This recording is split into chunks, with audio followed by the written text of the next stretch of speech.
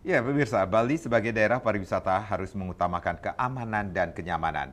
Guna menciptakan sepak bola Indonesia yang aman dan damai, Polda Bali melalui Direktorat Intelkam Polda Bali mengajak seluruh supporter klub untuk bersama-sama menjaga kondusivitas selama pertandingan Liga 1 Indonesia berlangsung.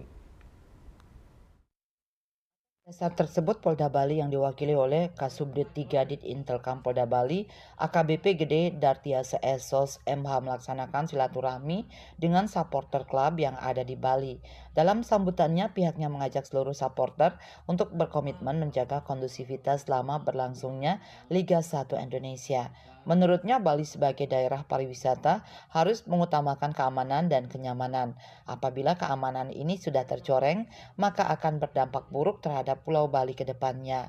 Penasihat supporter Indonesia Pulau Bali, SIPB, Acil Hermawan menyatakan, menjaga kondusivitas Pulau Bali merupakan moto dari SIPB. Bali sebagai daerah tujuan pariwisata dunia sudah tentu harus dijaga termasuk oleh para supporter.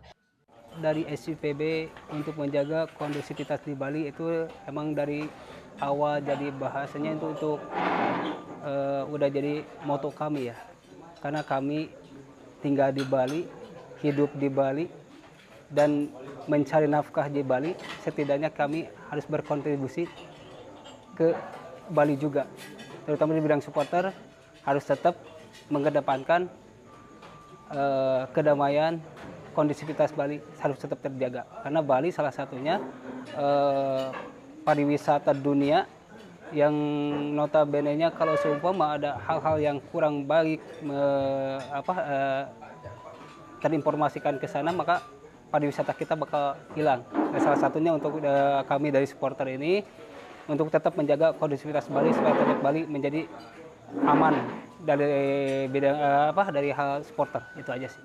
Dalam kesempatan tersebut, pihaknya juga berterima kasih kepada Dit Intelkam Polda Bali yang sudah memfasilitasi pertemuan ini. Dengan pertemuan ini, para supporter sepakat menciptakan sepak bola yang aman, damai, dan menjunjung tinggi sportivitas.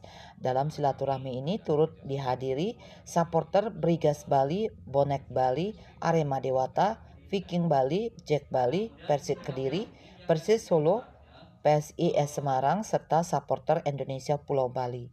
Andika Bali TV.